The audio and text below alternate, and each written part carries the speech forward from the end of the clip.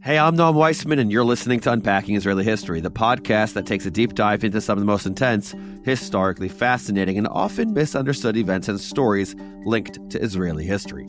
Episode 2 of the 6-Day War miniseries is generously sponsored by Jane and John August, Michael Steinberg, and the Marcus Family Foundation. And yep, I'm not embarrassed to keep saying it. If you haven't yet, email me. I want to hear about you. I want to hear about your thoughts. I want to hear your reflections. I want to hear what's on your mind. And if you already emailed me, well, keep them coming. Email me again. Shoot me a note at noam@jewishunpack.com. Okay, on to the episode. Yalla, let's do this. אנו מכריזים בזאת על הקמת מדינה יהודית בארץ ישראל. היא מדינת ישראל.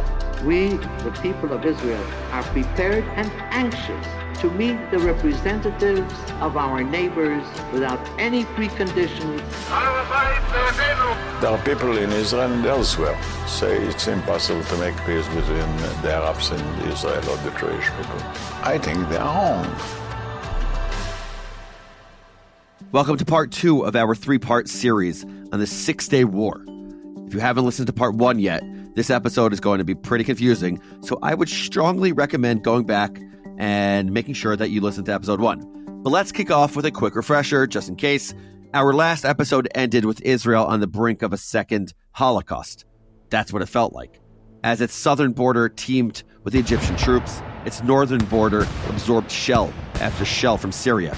Radio Cairo was promising a bloodbath, and Jordan, who had once seemed to be Israel's most reasonable adversary, not that that's a particularly high bar, had reluctantly agreed to ally with Egypt should Israel attack.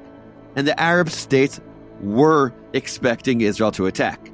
Egypt had closed the Straits of Tiran, cutting Israel off from its only link to East African and Asian trade routes. Prime Minister Levi Eshkol had warned that Israel considered this an act of war, and no one doubted that he meant it. After all, Israel had gone to war with Egypt over the Straits only 11 years before. But back then, the Brits and French were on Israel's side. In May of 1967, though, not a single Western country wanted to get involved. So Israel alone, there's that word, Israel alone stared down multiple Arab armies armed to the teeth with Soviet weapons. The view wasn't pretty. It was so not pretty, in fact, that after 9 days of stressing and smoking and not eating, IDF Chief of Staff Yitzhak Rabin succumbed to a full-on nervous breakdown. And still, Israeli Prime Minister Levi Eshkol waited, calling the Arab world's bluff, until he decided to stop waiting. And what happened next? Well, it changed everything. Part 2. If one comes to kill you, rise and kill first. One of my favorite things about the Jewish people is our sense of humor. As the old saying goes, when life gives you intergenerational trauma, mine it for comedic value. Wait, you never heard of that one? Weird. Okay, well, thought you might. Well, I just made it up. Well, when you spend your entire history getting up close and personal with death, you eventually learn to laugh at him. The Jewish people had come all the way back to their ancestral homeland just to avoid him. And yet here he was again, broadcasting threats from Damascus and Cairo and casually polishing his scythe. Great word, by the way. I try to work it in wherever I can, though I'm not actually sure what the difference is between a scythe and a sickle. Anyway, as the Israelis dug graves and donated blood and debated evacuating their children to Europe, they did what Jews do best. They cracked jokes at death's expense. Let's all meet in the phone booth after the war, people joked grimly, the implication being that one phone booth would hold all the Israelis left after the bloodbath. Or last one out of the country, don't forget to turn off the lights, implication being time to jump ship, at least for the children. Someone should live to tell the tale of the short-lived Third Jewish Commonwealth. This was a flinty, desperate kind of humor. The only kind left when the hangman loops the noose around your neck.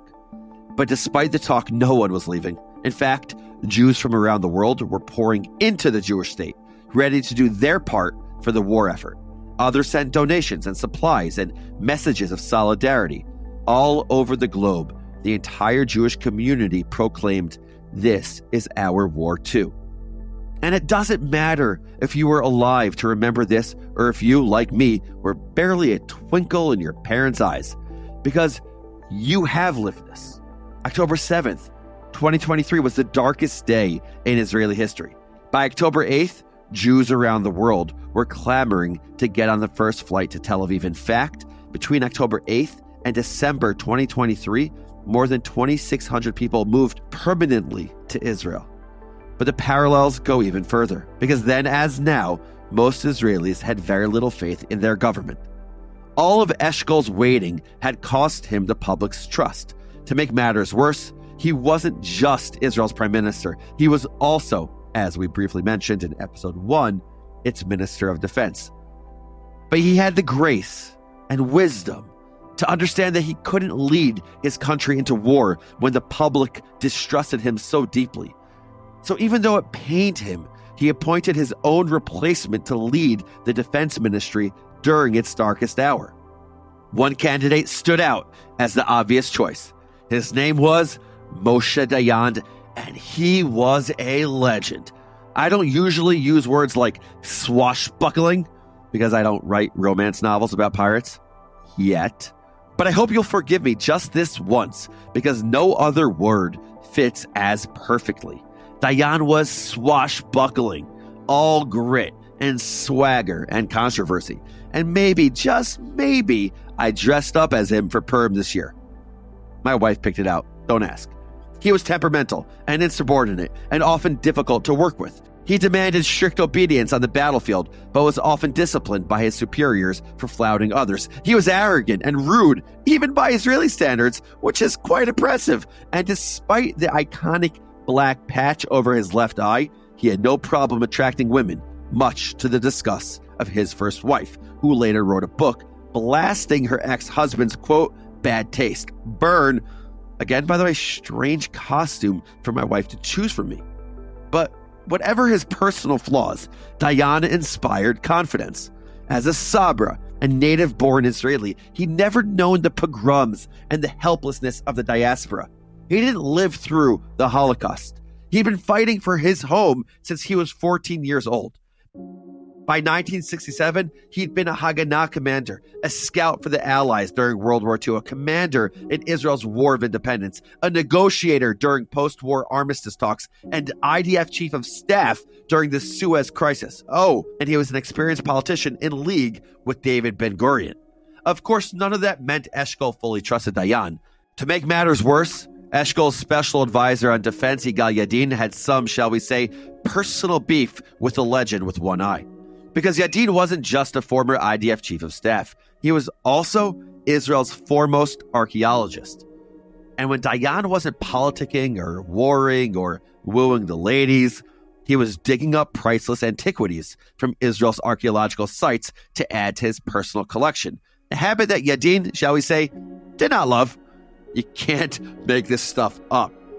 So Eshkol set some strict parameters for Dayan's new role. He wasn't allowed to call for an attack without the prime minister's permission. Under no circumstances would he okay operations that hadn't been previously approved. And there would be absolutely no bombing of Arab cities unless Israel had been bombed first. But Dayan wasn't fazed by these rules. He agreed immediately and then went to visit the IDF generals, demanding they, quote, show me your plan. That is, if you've even got one. I got mine. You gotta admire the chutzpah. Unless you work with him. Maybe then you don't have to admire it. But I never worked with him, so I admire the chutzpah. And Dayan's war plan was sheer chutzpah, because it basically boiled down to charge. Tiny, outmanned Israel needed the element of surprise. The more wrong-footed the Egyptians, the more effective the IDF could be. As he put it in a cabinet meeting, God help us if they hit us first.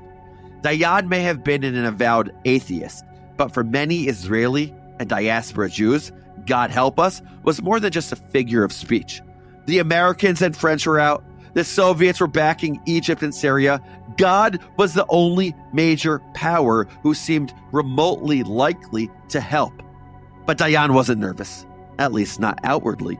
In cabinet meetings, he pressed his case passionately, joined by an ever larger chorus of ministers. The diplomatic options had clearly been exhausted. If Israel wanted to survive, the IDF had to strike first. There could be no more waiting. On June 4th, 1967, the cabinet voted on whether or not to strike. 12 voted in favor, 2 against. It was done. The war would start the next day. They called the plan Operation Focus, or in Hebrew, Mivtza Moked. Mivtza Moked may have been a surprise, but the plan was years in the making. Ezer Weitzman, the IDF chief of operations and one-time commander of the Israeli Air Force, had drawn up the plans half a decade before, giving the Israeli pilots plenty of time to practice. They'd studied their routes. They'd practiced their formations. The IAF knew every position of the Egyptian jets, including the name, rank, and even voice of each pilot. Most importantly, they'd learned that it took the Egyptian Air Force 8 hours to refuel and rearm its jets. Desperate for any advantage, the IAF learned to refuel and rearm in under 8 minutes. Like Steph Curry at the end of a game when Klay Thompson is hot, the plan started with a decoy. At 7:10 a.m. on June 5th, 1967, the Israeli Air Force sent 16 planes on a routine patrol. Minutes later, the real fighters took off. Nearly 200 jets streaked south towards Egypt. To avoid Egyptian radar, their planes hovered only 50 feet above the ground. For context, a commercial airliner flies between 31 and 42,000 feet. That's nuts. They flew in utter silence. Using the radio would tip off the enemy and destroy the entire plane. Every pilot was keenly aware that this could be his last flight. That if he suffered a mechanical glitch before reaching the target, he would have to deal with it alone, crashing into the sea or the desert rather than radioing for help. And that cut both ways. Pilots were not allowed to warn each other if they saw a threat. As hard as it would be, they'd have to abandon their fellow fighters to an enemy rather than risk using the radio. Because if anyone tipped off the Egyptians, well, the Jordanians and the Syrians were contractually obligated to show up. But the Air Force had allotted only 12 jets to fight those guys off. The entire war hinged on the planes now racing towards the Egyptian Air Force. At Israeli Air Force HQ, generals and ministers waited in tense silence. They gambled almost their entire Air Force on this surprise attack. They knew the pilots were prepared to give their lives for Israel, but that didn't make it any easier to condemn even one pilot to death by dogfight or anti-aircraft missile or crash. You don't send your entire Air Force into enemy skies without coming up with a plan B. Rabin had one, of course, but it was terrifying, involving commandos parachuting into Egyptian airfields at night. But the best kind of backup plan is the one you don't have to use. Within 3 hours, no one was thinking about parachuting into the Egyptian airfields. There were no more airfields to parachute into. Because the pilots didn't just achieve the objective, they smashed it. It's hard to say who was more surprised, the Israeli top brass waiting anxiously for an update from the field, or the Egyptians, who were about to suffer their most devastating humiliation since Moses led their entire workforce through the Red Sea. The Egyptians weren't dummies. They were prepared for an Israeli attack, but they'd assumed it would come at dawn. It was now after 8:15 a.m. Egypt time, and no Israeli jets had shown up. Nerd corner alert, did you know that Egypt and Israel are in different time zones? I didn't either. So the Egyptian pilots headed to breakfast. I wonder what they had. Even more embarrassingly, the Egyptian defense minister went to bed. Hope he had a good schluff. Making it clear that he was not to be disturbed. The metaphor writes itself, am I right? He may have been literally sleeping on the job, but at least one Arab nation wasn't. Jordan had some of the most sophisticated radar facilities in the Middle East. And they watched the Israeli attack unfold with alarm. The planes were flying low, but they were densely clustered. This was no routine patrol. This was war. Frantic, the Jordanians cabled the Egyptians with a code word for war. With increasing desperation, they repeated the Arabic word for grape over the frequency. Einab, Einab. You gotta feel bad for the poor Jordanian officer trying fruitlessly pun intended, to warn his allies that almost 200 fighter jets were heading straight for the Egyptian air bases by screaming, "Grape! Grape!" I love cotton candy grapes, by the way. Some people don't. But anyway, not that any of this mattered. The Egyptians had changed the decoding frequency literally one day before without bothering to inform the Jordanians, which kind of makes you wonder the whole point of a code system in the first place. The two countries may have been temporary allies, but that didn't mean they were actually capable of working together. So with the combo of intelligence, practice, desperation, and maybe divine intervention, the Israeli planes made their way to Egypt. 4 at a time, IAF jets dove towards the Egyptian planes. And then, to use a military term, they bombed the heck out of them. First, they destroyed the runways so that no plane could get back in the air. Then they went for the bombers that threatened Israeli cities. Then the fighter jets that could have given the Israel Air Force a fight in the sky. Then the infrastructure, radar facilities, air traffic control, missile warehouses, batteries. Each bomb left a crater roughly 15 feet wide and over 3 feet deep. The Egyptian planes that hadn't been totaled wouldn't take off for months. Egyptian pilots could do nothing but watch their tiny Jewish neighbor destroy the Middle East's most formidable air force without breaking a sweat. By the time someone wised up and started deploying Egypt's anti-aircraft weapons, it was too late. 70% of Egypt's 420 combat aircraft were up in smoke. A third of their pilots were dead. And 13 of their 18 air bases were completely out of commission. Top to bottom, the operation took less than 2 hours. And at the end, in the words of Israeli Air Force Commander Mati Hod, the Egyptian Air Force ceased to exist. Operation Focus had succeeded beyond anyone's wildest dreams. But in the streets of Cairo, no one had any idea that their air force was more or less gone. The Egyptian public knew only that their army was deploying its anti-aircraft weapons against the Israelis. Shouts of "Down with Israel! We will win!" rang through the air. The government kept up the ruse, reporting that the Egyptian Air Force had taken down more than 100 Israeli planes in an ambitious counter-strike. But whomever was making up these numbers was getting a little too ambitious. Nasser was listening, and he knew his enemy well enough to realize that someone was fantasizing. But no one was answering his calls. Like the rest of his citizens, the Egyptian president had no idea that the country he'd vowed to destroy had just turned his fighter jets into scrap metal. Meanwhile, Israeli ground troops were breaking through Gaza and into the Sinai. Their instructions, per their general, were simple. Everyone attacks. Everyone penetrates without looking sideways or back. The Israeli forces suffered heavy losses, over 100 dead and 200 wounded, but by 10 p.m., they were firmly entrenched in the Sinai, leaving more than 2,000 dead or wounded Egyptian soldiers in their wake. They shelled Egyptian defenses relentlessly. As one Egyptian POW later put it, it was like watching a snake of fire uncoiling. For all its grandstanding, the Egyptian army just wasn't prepared to meet the IDF. As Egyptian Air Force Brigadier General Tahsin Zaki later put it, quote, "Israel spent years preparing for this war, whereas we prepared for parades." Listen, I'm a big parade guy, but that lack of preparation cost them dearly. Just days after the start of the war, Gaza and the Sinai Peninsula were in Israeli hands, a blue and white flag fluttering over the sands of the Sinai. But I want to pause here for a second to remind us of something that is so easy to forget.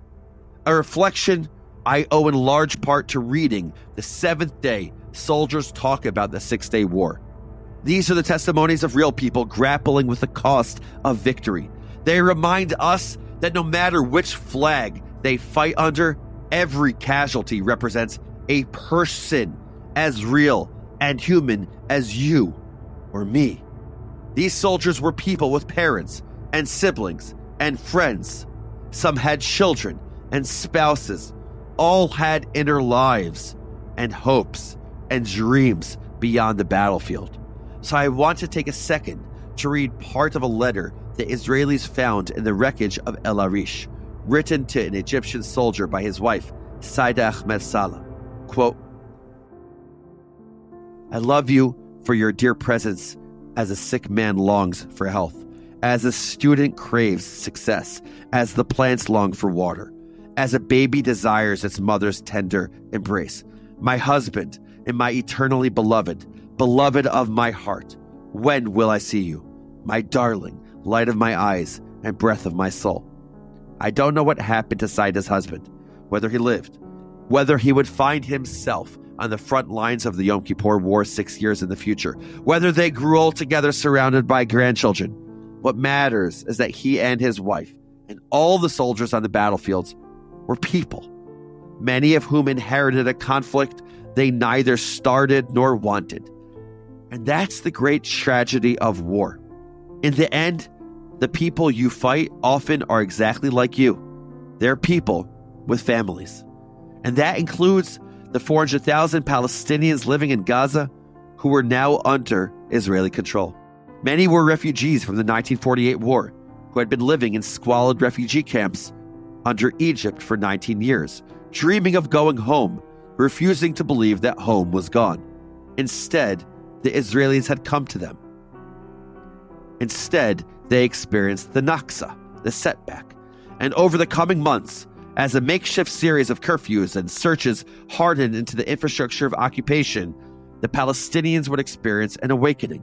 The Arab world had failed them. If they wanted to keep the dream of Palestine alive, they'd have to do it themselves. And this is so important. So stay tuned. We'll get into it in part 3. In the meantime, the soldiers who entered Gaza as representatives of, as one put it, quote, a conquering army, recounted that far from being a triumph, it was, quote, a lousy feeling. We haven't been trained for this, he remembers saying to his commander. Those heady 6 days were all about survival.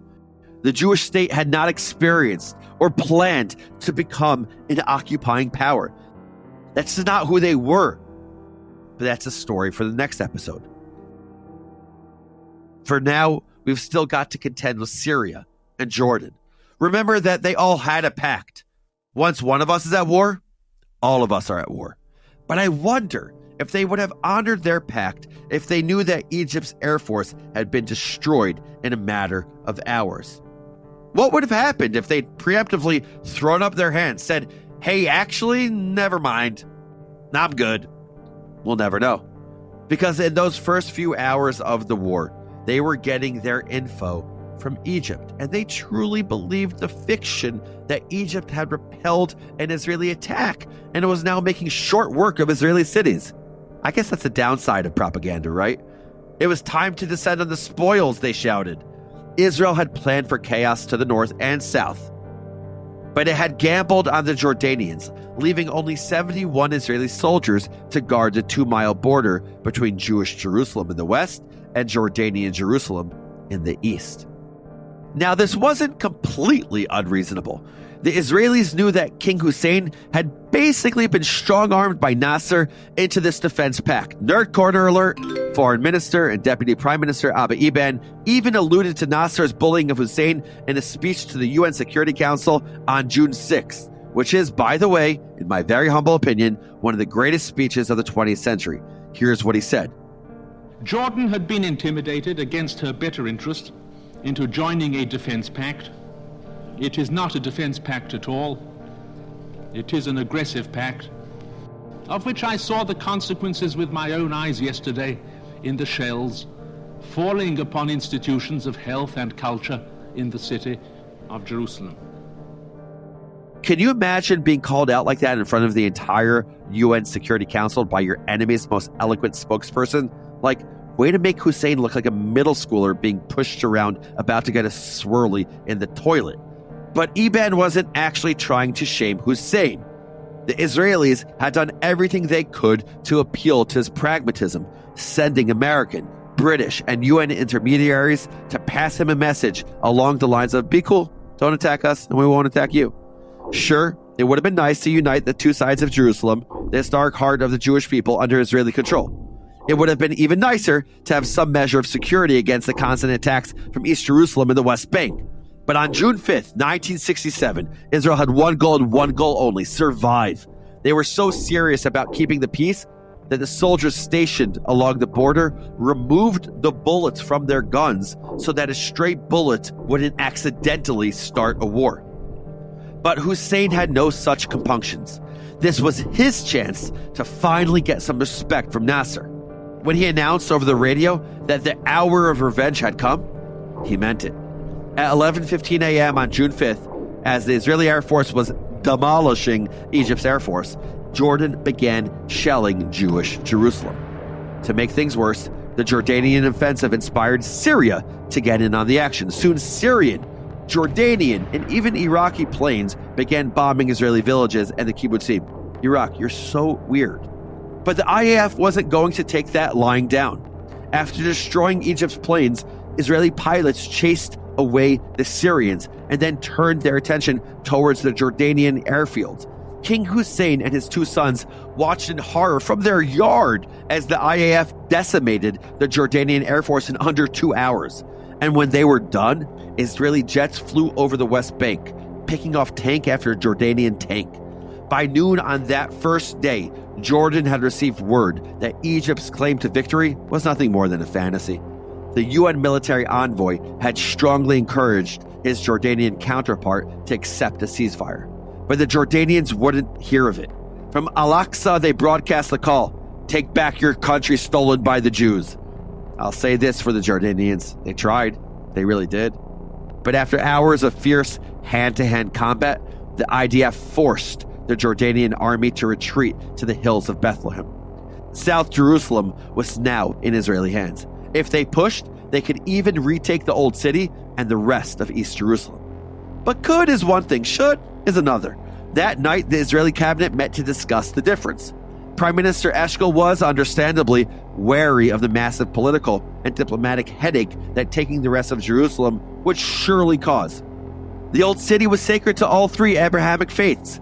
If the Israelis tried to seize it and damaged any of the holy places in the process, Muslims and countries all over the world would be up in arms. Plus, ownership of Jerusalem was controversial. What if the international community began pressuring Israel to give up the city to UN administration? Why risk soldiers' lives for something they'd give up anyway? But for plenty of others, including opposition leader and one of my personal heroes, Menachem Begin, the answer was clear. This was it. A Jewish state without Jerusalem was like a body without a soul. No Jew had touched the stones of the Kotel, the Western Wall, in nearly 2 decades. How could Israel deprive its people of this chance? Moshe Dayan wouldn't have called himself a religious man. He was profoundly secular. Still, this was a guy whose passion for the land of Israel ran so hot that he illicitly dug up archaeological sites, collecting ancient, tangible proof of the connection between Jews and their land. As the first day of the war wound down, he pressed Eshkol to let him take the Old City. But as usual, Eshkol advised Dayan to wait. As the IDF and the Jordanian army duked it out in the narrow alleys of East Jerusalem, diplomats and politicians were waging their own battle. More on that in the next episode. 2 days into the war, they managed to get Israel and Jordan to agree to the idea of a ceasefire. But once the UN Security Council voted to make it official, Israel would lose its chance to unify Jerusalem. On day 3, with just hours before the expected UN vote, Israeli forces stood at the gates of the Old City. As Jordanian troops kept firing, Dayan warned Eshkol that it was now or never. The IDF was in a race against time to secure the Jewish holy places from which they'd been barred for so long. If the IDF succeeded, Jews would rule the entirety of their ancient capital for the first time in nearly 2,000 years. Did Eshkol really want to be the prime minister who took that away from the Jewish people? No, he didn't. Eshkol okayed the operation, with strict instructions not to touch the Muslim or Christian holy sites. The commander of the paratroop brigade, Matagor, had been waiting for this moment for days, maybe for a lifetime. He'd fumed as the higher-ups deliberated, even entertaining the idea of going in anyway, without government approval. As he put it, by obeying my orders not to enter the Old City, would I not reap sorrow for generations and shame on the IDF, which was arrayed just outside its walls? But Gore had no reason to worry about his legacy, because at 9:45 in the morning, on June 7th, 1967, Israeli tanks blasted through the Lion's Gate. one of the old city's 7 ancient entrances. Nerd corner alert, technically 8 gates surround the old city, but one, which Jews call the Gate of Mercy, Sha'ar HaRachamim, is sealed. In Jewish tradition, this is the gate through which the Messiah will enter Jerusalem. But as the 55th Paratroop Brigade made their way through the narrow, ancient streets of the old city, by the way, if you've ever been to the old city, you know how narrow and ancient those streets are, and if you haven't, check it out. Flags of surrender waving from the windows, they had to face a sobering fact. They had no idea where they were going. No Jew had set foot in the old city for 19 years. Gur had to ask a passerby for directions to the western wall, to the Kotel, that is all that is left of the Second Temple. Can you imagine that? Asking the enemy for directions to your holiest site while a handful of snipers try to pick you off? They made it there safely. By 10 a.m., Gur and his men were standing on the Temple Mount. And amid the laughter and singing and yelling and hugging and the occasional Jordanian bullet, Mata Gur sent out a message. No Jew who was alive that day will ever forget those 3 iconic, emotional words. Har Habayit Biyadenu. The Temple Mount is in our hands. For the first time since the Romans destroyed the Second Temple, the Temple Mount was once again under Jewish control. The Israeli poet and songwriter Chaim Hefer later wrote a poem about this moment. He called it "The Paratroopers Are Crying." It's beautiful, and we've put a link in the show notes if you want to check it out. But it's the last stanza that so perfectly expresses the mingled joy and disbelief of this moment. How is it that paratroopers cry? How is it that they touch the wall with great emotion? How is it that from crying they move to singing?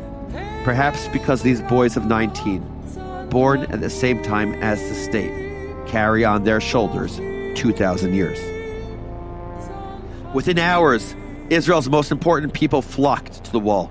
Dayan stuck a note between its stones. And because I am a huge nerd, I found a Jerusalem Post article from June 8th, 1967, where Dayan declared, "This morning, the Israel Defense Forces liberated Jerusalem. We have united Jerusalem, the divided capital of Israel. We have returned to our holy places, never to part from it again."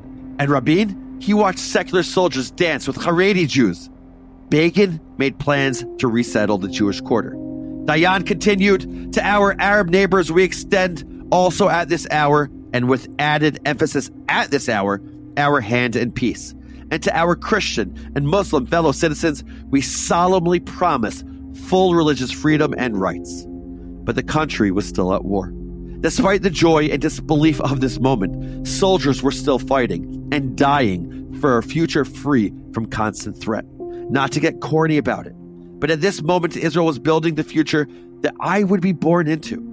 So even as their comrades were praying and dancing and crying at the Kotel, IDF units were fighting fiercely for the biblical cities of Bethlehem, Jericho, Hebron, and Nablus, aka Shechem, all of which fell to IDF forces with minimal resistance. By day 4, Israel held all of Jerusalem and the West Bank. But the victory was marred by a tragic accident. As we'll discuss at length next week, world powers have been closely monitoring the situation in the Middle East. Remember, we're in the midst of the Cold War. Any skirmish had the potential to go nuclear if the US and USSR got involved. And in a region as strategically important as the Middle East, both superpowers were very involved. The USSR had armed Syria and Egypt. The US was keeping some of its fleets close by in the event of an escalation. No one expected an attack on a US ship, certainly not from Israel. But the USS Liberty was only 13 nautical miles from the Sinai coast, in a lane that the Egyptians had closed, even to neutral ships. And though the war was winding to a close, coastal Israeli cities were still massively vulnerable to a naval attack. So the Israeli Air Force circled, keeping a close eye on all the ships studding the coastline as the Navy prepared for an Egyptian attack by sea. But through a series of tragic miscommunications, both the Israeli Navy and the Israeli Air Force identified the USS Liberty as an enemy ship. They sent 2 jets to neutralize the threat. The Liberty was on fire before the Israelis realized that no one was firing back. Friendly fire is such a stupid phrase. There's nothing friendly about it. Bullets are still bullets no matter who wields them. Israel's profuse apologies and $12 million of compensation were hardly comforting to the families of the 34 Americans who lost their lives, or the 171 who were wounded. The only silver lining was that the Israelis hadn't fired on a Soviet ship. That kind of mistake could have led to nuclear war. By the way, this is a side note, but it's important. Among the legacies of the USS Liberty is the lively conspiracy theory that the attack was deliberate. Some very credible sources, like Al Jazeera, claim that Israel planned to blame the attack on Egypt so that the US would be forced to join the war. But I want to say this kindly, it's frankly ridiculous, especially because Egypt agreed to a ceasefire that day. It was an accident, a tragic, horrible, stupid accident, one of the sour notes in a series of victories. There was only one front left. The Syrians had spent the past few days shelling the daylights out of the farms of the Galilee. So when the Syrians offered a ceasefire on day 5 of the war, Israel considered it. But the Israelis up north, who had been suffering under Syrian fire for years, were sick of the constant threat. They were sitting ducks in the Low Country. If they were ever going to have real security, they would have to take the literal high ground of the Golan Heights. So the head of the Northern Command sent an officer, who just so happened to be a personal friend of Dayan, to implore the higher-ups not to accept a ceasefire. Rabin and Eshkol weren't convinced. Sure, they felt bad for the Israelis up north, but they'd already unexpectedly gained Gaza, the Sinai, the West Bank, and East Jerusalem. If they went for the Golan, they'd look greedy, as though the war were a land grab rather than a genuine attempt to secure the borders. Plus, the Israelis were at a serious disadvantage. They'd have to climb 2,000 feet over rocky terrain, lousy with Syrian fortifications and mines and barbed wire and bunkers. So the IDF chief of staff and the prime minister gave their answer. Sorry, Northerners, you'll have to hope that Syria respects the ceasefire. But that wasn't good enough for Moshe Dayan. You knew that was coming. Remember, when I mentioned that Eshkol had made his defense minister agree to get approval for major decisions? Yeah, Eshkol knew who he was dealing with, but Dayan broke his promise. To be fair, he wasn't being defiant for funsies. He knew that the Syrians were barely holding on in the Golan. Nasser was even urging them to formally accept the ceasefire before Israel wrested the Golan away. If there were ever a perfect moment to strike, this was it. So without clearing it with his bosses, Dayan gave the order. Give them hell. But the Syrian soldiers waiting in the bunkers were spoiling for a fight. Egypt had been trounced. Jordan was humiliated. This was Syria's chance to even the score. And to their credit, the Syrian soldiers put up a stiff resistance that cost Israel dozens upon dozens of soldiers. But the IDF hadn't come this far or lost this many men just to turn back now. All through the next day, the Israelis pressed forward, forcing the Syrian soldiers into full retreat. At least those who hadn't literally been chained to their posts. And yes, that's a real and horrifying fact I learned from Michael Oren, whose amazing book, The 6 Days of War, I highly recommend. Syrian soldiers and civilians alike streamed out of the Golan, leaving only Druze and Circassian minority communities to greet the IDF. Link in the show notes to our episode on the Druze. The Golan Heights were in Israeli hands, just as a UN-brokered ceasefire was about to go into effect. The war was over, and far from being annihilated, the Israelis had somehow won. A week ago, the state had what Abba Eban termed Auschwitz borders, seemingly impossible to defend. Within 6 days, Israel had grown to 4 times its original size. Even the most secular Israelis thought they'd witnessed a miracle. Nothing would ever be the same. Not for Israel, not for the US or the USSR, not for the Arab world, not for the Palestinians, not for the global Jewish communities.